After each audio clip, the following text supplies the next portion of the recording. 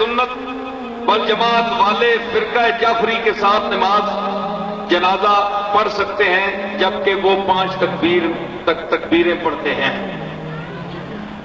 گالے میں کہ جس سوال کی تے وہ پتہ لگتا ہے حنفی امام ابو حنیفہ رحمت اللہ علیہ کا مقلد ہے. جیڑی چیز رسول اللہ صلی اللہ تعالی علیہ وسلم سے جو بات ثابت ہو اور جس طرح ہمارے ائمہ کبار نے پوری تحقیق کے ساتھ حضور علیہ الصلوۃ والسلام کے مسلسل عمل کو حدیثوں کی روشنی میں کتب فقہ میں نقل کیا ہے تو حنفی بھائی جو ہیں کتنے حنفی ہیں آپ کو پتا ہے حنفی کتنے ہیں؟ آپ کو نہیں پتا.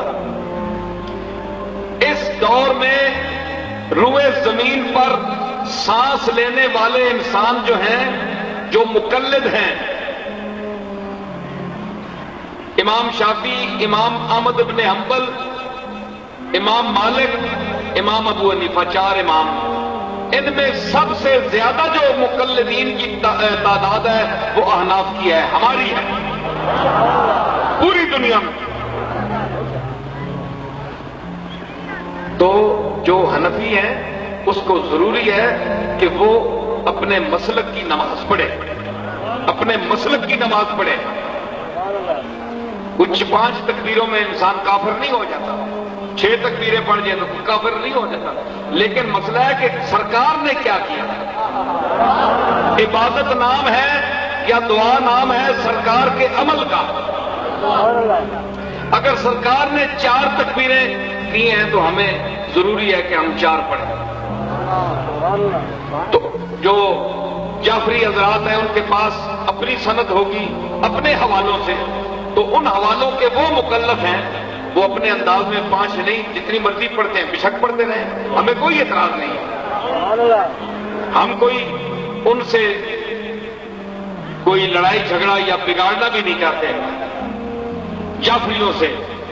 صرف ان سے میری گزارش یہ ہے، میں نے میریٹ ہوٹل میں یوم حسین پر بھی وہاں بھی کہہ کیا تھا، اسلام آباد میں بھی، اور جہاں تک میری آواز جائے گی یہ ماشاءاللہ 60-70 ہزار کا مجمع ہے میرے سامنے، عورتیں مرد ملا کر، یہ سب دنیا سن رہی ہے. اور اس ٹی وی اور کیمرے کے حوالے سے جہاں تک میری آواز جائے گی کہ جعفری بھائیوں سے ہمیں کوئی اختلاف نہیں، صرف صحابہ کرام کی عزت، امہات المومنین سیدہ عائشہ صدیقہ بالخصوص، اور ان کی احترام کریں کیونکہ یہ ان کی مائیں ہیں. اگر یہ خود کو مسلمان کہتے ہیں یا سمجھتے ہیں تو یہ رسول اللہ کی ازواج مطہرات سب مومنوں کی مائیں ہیں. تو جو شخص ماں کا احترام نہیں کرتا وہ آپ خود فیصلہ کریں، میں کچھ نہیں کہہ سکتا.